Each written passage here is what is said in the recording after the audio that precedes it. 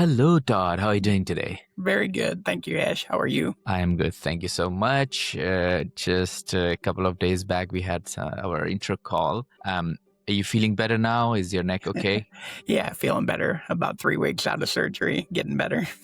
Getting better. Yeah. I wish you get better soon. So before we start, Todd, would you like to share? Do you follow a motivational quote, something that motivates, inspires you? You would like to share with our audience? Sure. Yeah, I love motivational quotes. One of my favorites is the Jack Welch quote, "Change before you have to," which is a lot about what we're going to talk about today. So it's a very proactive approach to attacking stagnation. And that has always really motivated me. Awesome. That's the perfect start for an episode for founders. Founders are usually struggling with procrastination, motivation, and these kind of soft but tangible Yep. assets and issues.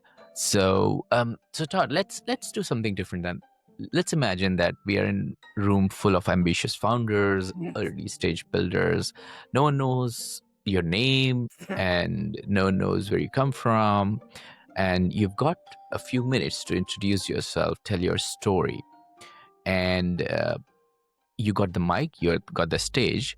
What would you say to our listeners, to the founders, so that they can stick with us for the next 1 hour? Wonderful. So my name is Todd Hagopian. I'm a turnaround expert and author and speaker. I have not only written about these things, but I have done these things. So I've structured 4 different turnarounds in both corporate Fortune 500 companies as well as my own small companies. In addition, I'm a founder. So I have a $4 million startup that's been valued recently, founder and chairman of that startup. So I have sold over $3 billion worth of product. I've written over 1,000 pages on business transformation, specifically how to declare war on stagnation. I have over 100,000 followers out there that I talk to on this topic regularly. And I'm really excited to share some of these frameworks that we've built inside of the books that we've written. Definitely. Todd, before we actually get into the framework you're known for, could you share a bit about how you developed your approach to productivity and performance? I am bipolar, and I went through undiagnosed. So I was flying high in biz, kind of moving up the chain. These bipolar hypomanic, which we'll talk about, kind of tendencies that a lot of founders actually have or exhibit in some form or fashion, if not full on. And so I was doing well, but every time something good happened, I kind of hit a wall and something bad would happen. And I did a lot of self-sabotage, finally went in and got diagnosed. And the doctor gave me these pills and they worked so well, man, Ash. They worked great, right? Everything was fixed except that I completely lost my business edge. 100% of what I was known for was just gone. It flattened me right out, took away the hypomania. And I really had to decide, did I want sanity versus success? You know what I mean? And I was like, man, I do not want to get off these pills because I'm finally feeling good. My family's happy, like everything's working. So I decided to try to hack the system a little bit, hack my brain and weaponize the wiring and figure out if I could systematize the hypomanic management tendencies that I had before. And I was able to do that. And after 4 turnarounds, actually after about the 3rd turnaround, I hit about the 13-month mark in the turnaround and realized I hadn't done something from the first turnaround. And I was like, wow, how did I forget that? So I started to write it all down, package it up, all the different tools that I had started to put together and put them all in place in the 4th turnaround. And it just went fantastic. And I said, you know what? I've been teaching my second in commands. I've been teaching my lieutenants these ways to kind of manage hypomanically without them ever knowing. I was in the closet from a bipolar standpoint, right? Nobody knew what was going on. And I was like, I think I can teach this to people. I think it's valuable. We all read the same 20 management books, right? You're not going to get differentiated results if you all manage the exact same way. And I decided to start telling my story and put it in a few books and come out with exactly how to systematize this so that people who have a normal brain can actually utilize some of these hypomanic management systems and do things differently than their competitors. Indeed. And thank you so much for sharing this story, and especially with what you're going through right now with your surgery and everything. I know it's very difficult for you to talk, but that is what is makes us founders different, isn't it? No matter what trouble, no matter what challenges we face in our life, we always navigate through the trenches, try to put out there ourselves, and then help each other out, right? So Todd, when people hear the terms like explosive productivity or Mhm. continuous improvement, they often think of a hustle culture. Yeah. But I get the sense your philosophy goes deeper than that. How would you define the difference? Yeah, so it's an excellent question because a lot of people look at some of the stuff I do and say, well, that's, I've heard that before and this and that. The idea behind the hypomanic toolbox is you take a more extreme view and you focus it real hard, and we'll talk about a little bit about that. But the idea behind it is you. Sorry, say the question one more time. Yeah, I'll repeat it one Yeah. more time. So when The you're hustle talking culture. about the yeah, Yeah. so basically explosive productivity Yeah. or continuous improvement kind of things. Yeah. So it sounds like just working harder, right? But there's so much in the focus aspect of it. So, for example, like the Karelin method of explosive productivity, it's a real good one to talk about at the beginning. Is essentially a lot of people know this equation, right? We all talk about it as founders: activity times efficiency equals results, right? And this is that Mm, hustle mm. culture mentality. If I work harder, and I'm more efficient, my results will be much more. So if I work 20% more hours and I'm 20% more efficient, I should get about 44% better results, right? And so if you're not efficient, you can work real hard. And if you're not working real hard, you can get more efficient, and you can manage that. The Karelin method takes it one step further and times focus. And we'll talk through that.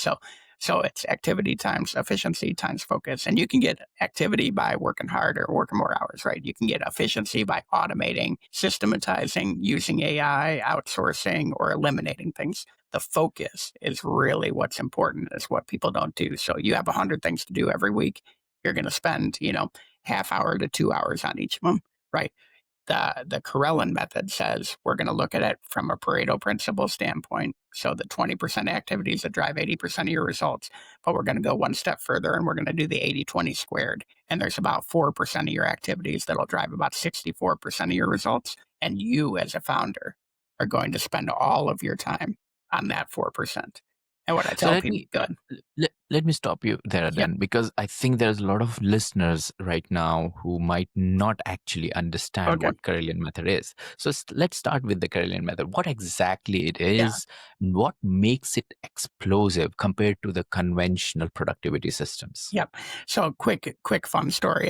It's named after an Olympic wrestler who went 16 years without ever losing a wrestling match. And he was this Russian guy who was just a monster. He just looked like they called him the experiment. That's what he looked like, right? Mm. And people would always ask him like, everyone says you're on drugs, this and that, but you always test clean. What's the deal? And he would say, the people who accuse me of drugs have never worked as hard one day in their life as I work every day in my life. And the idea Wow. behind it is that much focus, but it's not just working harder. It's not like he had more hours of the day.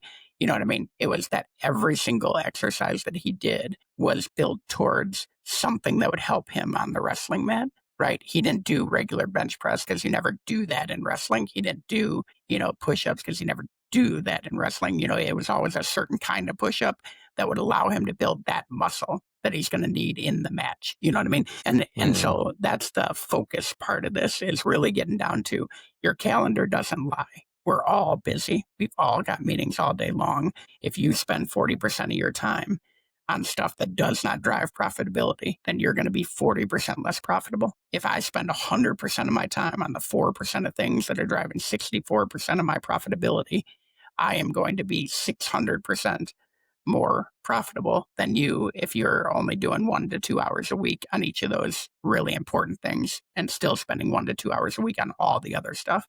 And so the quote we always use is, poor people add, rich people multiply, and billionaires Mm. subtract. And it's about taking away from your day so that you can focus all of your energy on just the most important stuff. How do you figure out what are the most important stuff? Because I think that this is golden nugget for founders, because mostly what happens, I'll tell you my own experience. Mostly when I'm sitting on my computer, the first thing I have to do is I have to churn through all of my emails. Who's contacting me? Who's trying to reach out? All the meetings on the day. And then I have these priorities like, okay, I have to, update my card details for the subscription. I have to release this particular feature. I have to do this, Mhm. that. And then at the end comes the marketing part, creating the content for my top of the funnel, which is usually I delay. But that is actually very important because that actually brings people in. So Yep. how do you figure out and motivate Mhm. yourself to do that? Yep. It's funny that you mentioned email because it's the example I usually use if I'm ever in a meeting. And remember, I'm in corporate America, so it's a little different right now. But if I pull up my calendar and people are like, "You have 18,000 unread emails," and I say, so I'm either the most lazy person in the company or I'm the most productive. And I say I'm the most productive because I will not even read an email if it's outside of my 4%. People know Mm, better than to even send me that stuff if they want me to read it. It's usually just so you know, this is what I'm doing. If it's outside of my 4%, I don't even read it. So I'm reading 12% of my emails a day. You know, so how do you do it? It kind of goes to the next thing in the system, which is the 80-20 matrix of profitability. And you really start figuring out your customer and product combinations. It's a little bit tough with founders, so I'll tend to put it into a founder's world, but customer product combination. So you list all your customers out by revenue, you list all your products out by revenue. This top right left corner, sorry, is going to be your highest volume customers and your highest volume products. Those are the ones you have to bear hug. That's where all your profitability is coming from. And so it's a super view of the 80-20 and how do you get your top 20% driving the most revenue. Then you've got this bottom quadrant, which is your low volume products and your low volume customers. Typically, these guys want something custom. It's something that you're building just for them and hoping that maybe you'll sell it to somebody else someday, or you're just doing it for the money because the opportunity came. Right? We're all founders. That happens all the time. Like, well, if you did this, I'd pay you for it. And we got 5 minutes, so we go and do it.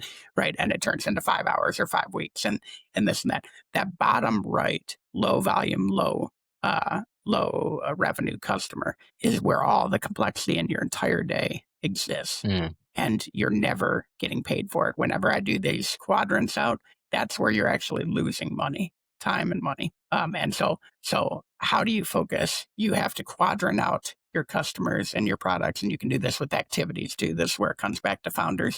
If you are pre-revenue or you are early revenue, you can do this with activities as well, and kind of look at like your marketing, for example. That could pay 3 years of dividends depending on what kind of marketing. So let's talk about that for a minute.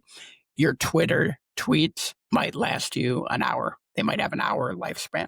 Your website SEO or your YouTube might have 3 to 4 years of uh, runway, right? mm, So even inside of your activities, how much time should you be spending on Twitter that is going to be gone and no one's going to see that tweet again after 2 weeks? You know what I mean? And how much time should you be spending on YouTube? If you had 1,000 YouTube videos out there, instead of spending 2 hours a day on Twitter, you could get to 1,000 YouTube videos pretty quick if you didn't spend 2 hours on Twitter. You know what I mean? So just mm. being able to figure out exactly where the ROI is going to come from in each activity allows you to start quadranting these. And then over here, you want to kind of think about if it's low volume stuff for your good customers, so they want it, but it wastes your time. That's where you look at systematizing, automating, using AI, outsourcing, or just flat out killing it and explaining to the customer they're going to be better off in one of these high volume activities.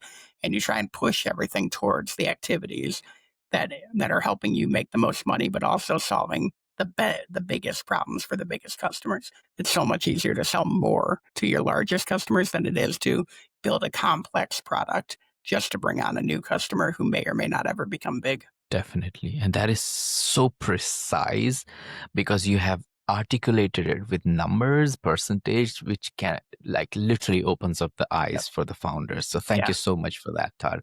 Um, we have talked about how it works. We have talked about how you figure out where to focus things, right? But we are humans. It doesn't Mm. work in our brain, and that is the biggest fight we are fighting, isn't it? To fight with our own brain, ourself, right? Let's say you understand that the left top corner is what your primary goal is. You know that you have to work on your YouTube video. You know you have to generate more leads, to book meetings. And then when you book meetings, then only you can generate more revenue, right? And then obviously the profit. But that's not what you do. What you do is you keep working on the product which Mhm. you want to sell to the person whom you should be selling the leads Mhm. or the leads coming from. And you back of your mind, I have to do that. I have to create these 1,000 YouTube videos. Yep. And I'll start it at 12 noon. And then 12 noon passes. I'll start it in 4 p.m. I'll start it at 9 p.m. Yep. And it never starts. Mhm. How do you fight with that? How do you Yep. come up with something tangible tool or Yep. trigger or Mhm. a mother Yep. with a stick? Yeah. So my stick and my mother in this process is a couple, 3 metrics that we focus on. Okay. So we focus on revenue per minute, profit per minute, and flow through. And pretty much if you're a post revenue company, I can tell you how good your company is and where you are and what you're going to look like in a couple of years just by the relationship between those 3 numbers. So your revenue per minute, how much are you making per man hour minute, not per hour of the day? And then profit per minute, per man hour minute, and then flow through is the relationship between your revenue increase and your profit. So if you increase $1 million in revenue and make no more profit, that's 0% flow through. You know what I mean? That kind of thing. And so that is how I use it as a stick. Is every time I'm doing something, I'm thinking about how much money am I making per minute in this meeting. If I'm not making Mm. money per minute in this meeting, I need to get out of this meeting and I need to give it to somebody else, or I need to outsource it, or I need to automate it so I never have this meeting again. And that's the thing that I use as my stick is these 3 metrics, always thinking about them and I bring them up in meetings with folks like, hey, you and you get off of this meeting. Like that we invited too many people. You're not adding value here. We're not adding value to you. Go do something to make money. You know what I mean? Hey, this meeting's 60 minutes. It needs to be 15. You know what I mean? We don't need a meeting about a meeting. We don't need a call about a call. We don't need you know, a meeting where all you're doing is telling me what you did for the last week. I don't care what you did for the last week. Like, let's make sure we're making money every minute of the day. And that's the trigger I use. And it does help even as a founder when you've got all these competing priorities when you're building that product. And I talk about this with really big customers. They come in and they ask for a few extra features. And I say, listen, that feature is going to cost this much time and this much money. You know what I mean? I can build it with enough time, energy, and money. I can build anything, right? But that feature is going to be this expensive, and you're going to give up all this time and money for it. Or I can do X, Y, Z in half the time and half the money and this and that. And you have to think about your time the same way. So that product that you're diving into and trying to take it from a 9.5 to a 10, you know what I mean? How much more money are you going to make by getting that So extra half? So could you give our listeners an example, a real world Sure. example of Yep. how you have applied this Mhm. metrics in your own business or Yep. with a client to Yep. unlock hidden profitability? Yeah. So a great one here, especially for a product oriented thing. So let's say I'm building food equipment. Okay. Food equipment is, quality and safety are like the top things out there, right? For food equipment. So everybody's really high quality. Everybody's really high safety. Okay. They're already 9.5. But if you test your customers, they're all going to say quality and safety and price are the top 3, right? So you're trying to hit those 3. But if I focus all my time and energy on getting from a 9.5 to a 9.7 on safety, I have not moved the needle. I'm not going to beat my competitor because I'm a 9.7 instead of a 9.5. They're doing the same thing. They're trying to get to a 9.7. If I go down to the 6th or 7th thing on the list and say, what do you get today on your 7th priority versus what do you expect? And there's a huge gap there. It's called a max diff analysis. There's a huge gap between what they want and what they're getting. I could probably fix that 7th thing real cheap and real fast and be the only one that does it and actually move the needle instead of spending Mm. all my time on what they say their top 3 priorities are. And so that's an example of using your time into the product. You're still investing it in the product, but you're investing it in something that's going to drive a sale instead of just a Me Too product that everyone expects anyway and does not differentiate you. Is that a decent example of what you're looking for? I think it is. And was there any personal examples you could share from your journal back in the days where Mhm. it is easier to understand for listeners? For example, Sure. you were at um, a place A and you went to place B just by implementing a small change Yep. inspiring from your metrics. Maybe some numbers you Mhm. can throw Sure. in. Yeah. So at ITW, for example, we were making grocery store scales. Okay. Mm. These are pretty commodity, quote unquote, commodity products. There's a lot of technology in them, but everyone called them commodity. And I joke around because they're nothing. There is no such thing as commodity product, right?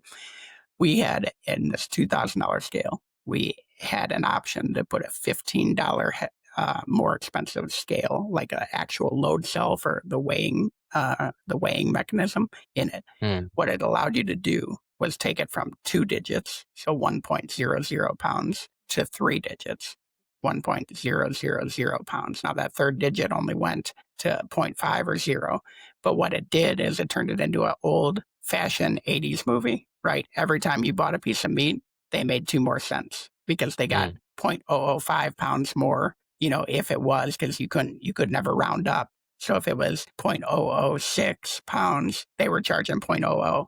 Well, with our scale, Oh, they were able to charge 0.005 and they'd make yeah. 2 extra cents. And so Mm. 2 extra cents times every single person in line for the entire year at a meat counter is hundreds of thousands of dollars. And the scale cost $2,000. So I was able to come in and say, hey, we're going to put this product in. So instead of taking it out, this was actually caught during a VAVE exercise, value engineering, trying to take cost out. And it was one of the big things like, hey, we can get $15 out. And I was like, what does that $15 do? And they told me. I'm like, no. Like, this is a huge, huge opportunity. And so we built a calculator. We came up with the presentation. We took it to the customer to see if we could sell this. And it turned into, instead of selling $2,000 scales when a scale broke, we actually started selling 1,000 scale rollouts because we could show how much you would make if you bought $2 million worth of scales at a time and just changed out your whole fleet. And so we took that company from 42 million a year to 67 million a year, $6 million of profitability to over 15. It was pretty wild, and it was all based on something that was already in the scale that people just hadn't thought about how that could be Mm. used and how that could be sold.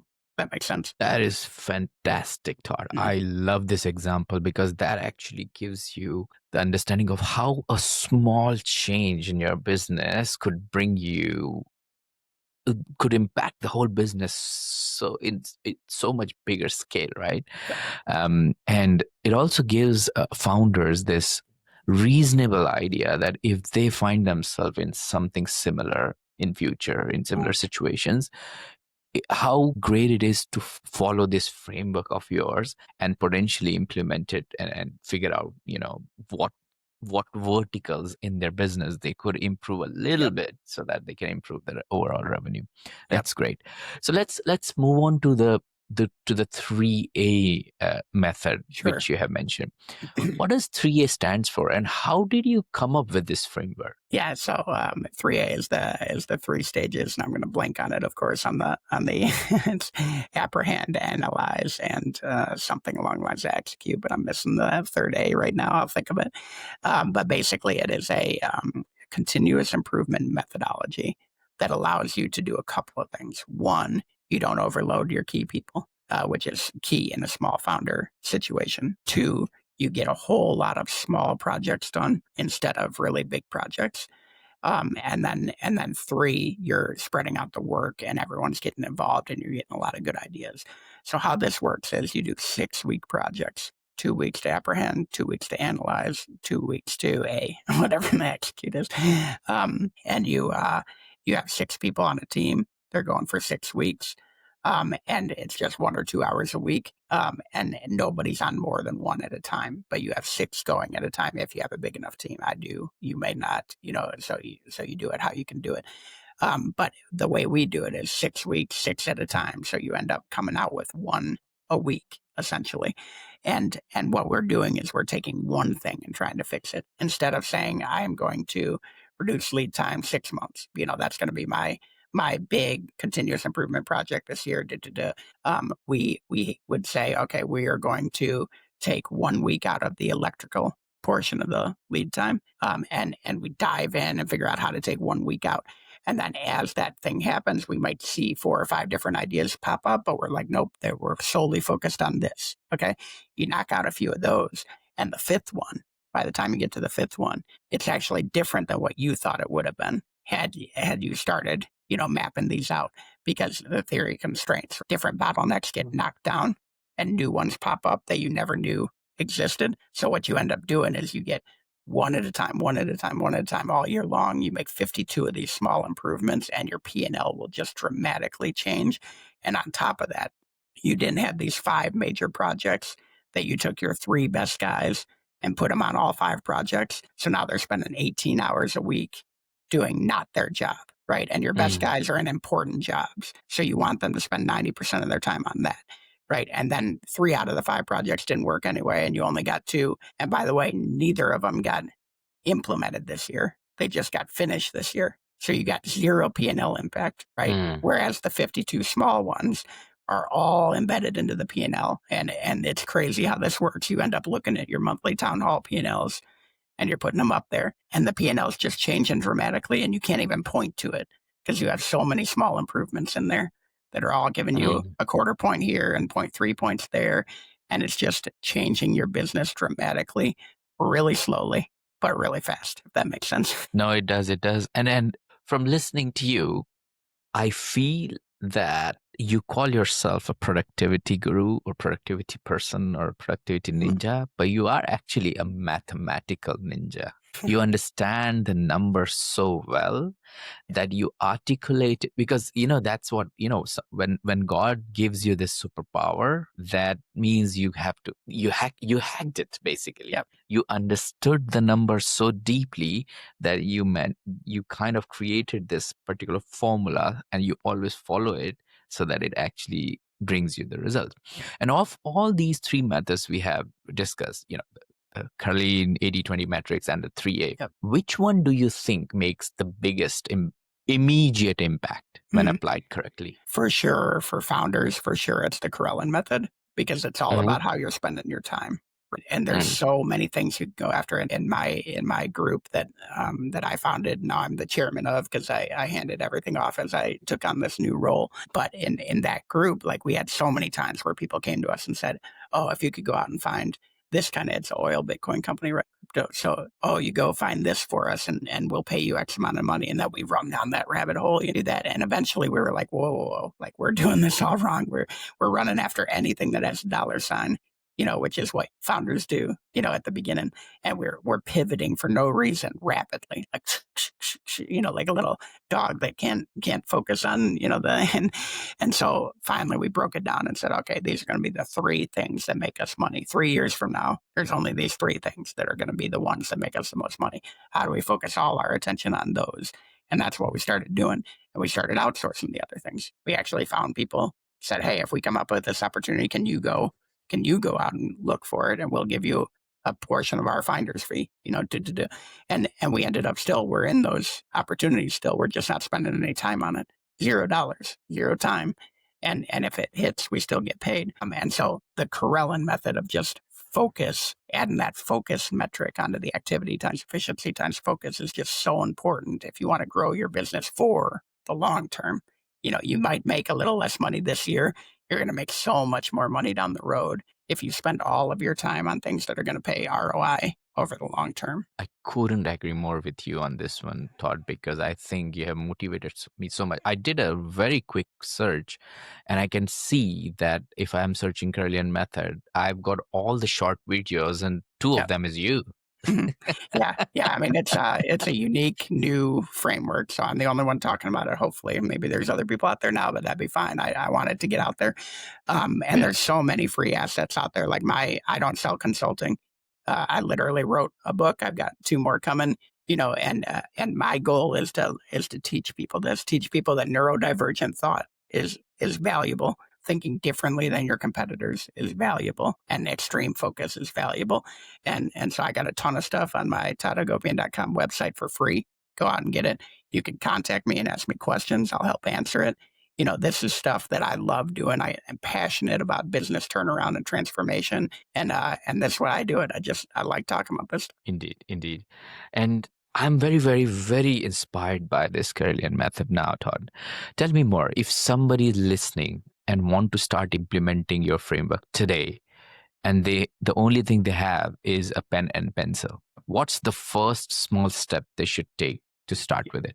Yep. So the easiest way to start, and this is what I did when I was at Whirlpool, and I had a manager who actually told me this, and this is how it all got started. He said, write down the 10 things that you're going to do every day, right? And so on my board, I'd have these 10 things that I had to get done, checklist. And then one day he came by and he said, cross out the bottom 7 and just don't do them for a whole week and see if anybody cares. And nobody Mm, did.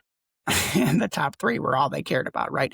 And so I spent all my time on the top 3, and the products of that got better, right? The top 3 mm, ended up getting done better and more complete. And then the other 7 just never mattered to anybody. So I would write down all the things you do. And it's the easiest way to do it. Like I said, your calendar doesn't lie. The easiest way to do it is to look back a month and just write every single thing that you did on the calendar, and then think about all the other things that you did that weren't on the calendar, and just start mm, ranking them: short, medium, long, 1 year, 3 year, 5 year. We talk a lot about this 9 box of goals: organic growth, margin growth, and new product development, right? 1 year, 3 year, and 5 year. And you should make that 9 box and have goals for each of them. What's my 1 year organic growth? What's my 5 year organic growth? 1 year new product development, 3 year new product development. And every single thing you do should tie directly to one of those 9 boxes all the time. If it doesn't, you're working on something outside of your 9 box. And that 9 box is mm, so important because it literally is going to pay your bills. And mm. so you can connect a lot of things to those 9 boxes. They're not always going to be a direct like A to A, but working on this is going to help my 3 year, margin growth. At least then you know why you're doing it, and you know for sure that it's attached to your long-term vision for the company. Definitely, definitely. That is so clear and concise, in my opinion, that if somebody follows it, um, they will be able to achieve the results they want. I was listening to a pod the other day where the guest was asked this question, like she is a multimillionaire, exited from multiple startups, and the host asked her, "What would you do if you want to make $1 million in next, I don't know, 6 months or something?" That was the time frame. And she said, literally going on social media, filtering on the viral videos, which are the viral video in the niche she is working, is going viral, replicate them on the same social medias, gain more and more traction, build the product in the parallel, and sell it to Yep. the people. Yep. That was the suggestion she gave. It is so simple on the face value that it looks like, oh well, everybody knows that, then why people are not doing it? It's the doing part, it's Yeah. the execution part, Mhm. which is the tough part, right? Yep. Yep. And that's why you have to spend so much time on execution. Founders, we love to think we're the smartest guys in the room. We all love coming up with new products and new solutions and this and that. And you have to set aside time for thinking, but really need execution first mentality. So every meeting needs to be an execution meeting, not a brainstorming meeting. What are we going to get done at the end of this meeting? What are we going to get done in the middle of this meeting? What decisions are we making today? Not Mm, deciding to have a meeting about a meeting about a meeting and come up with our decisions 3 months later. We talk about decision dictatorship, and it's not a collaboration kills businesses. Okay. You mm, have to have somebody in charge of every decision. Doesn't have to be the same guy. It's not top down Jack Welch. There's ways to put other people in charge of each decision, but there's got to be one guy, and you have to empower them and make sure that they're driving to a decision in every meeting. And so those are the kinds of things. But to your point, like the easiest thing to do is to go out there and look at trends and figure out if you have a solution for those trends. And I would go one step further and not try to find a solution for the trend, but I would keep looking through all the trends until you got one, that's already mm, there, because you do in your head, you do on your NPD roadmap, you do. It might be that the next 3 things you were going to launch aren't on that list, but the 4th one is. So pull that 4th one forward. You know what I mean? But don't try and mm. recreate the wheel. Like, you've got it already. You founders, you founded it for a reason. There's a need out there. Like, find the one that fits, and then pull that one forward and focus on that first. Let the market tell you. Magnificent obsession with the customer. magnificent obsession with the competitor that has to be like deeply, deeply rooted. You need to find out what the customer is saying right this second and then think about what they're going to be saying in 3 years. Definitely, definitely. Todd, thank you so much for sharing this with our audience today. We also have one more last section in our pod, which is called the quickfire round. We got 6 quickfire questions for you. At Sure. any stage, if you don't want to answer one of them, just give me a skip and then we can No move on to problem. the Yep. next. You ready? Yep. Great. What are the top 3 strategies to generate leads in 2026? Because we are heading towards 2026 now. Yeah.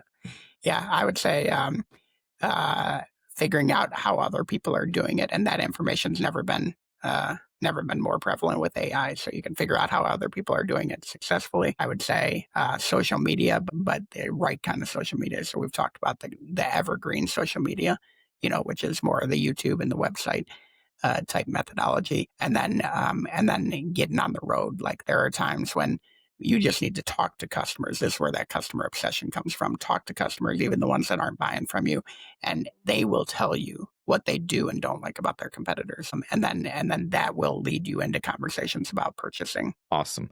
What book would you recommend to our audience and why? 100% The Goal by Eliyahu Goldratt. That's called The Goal.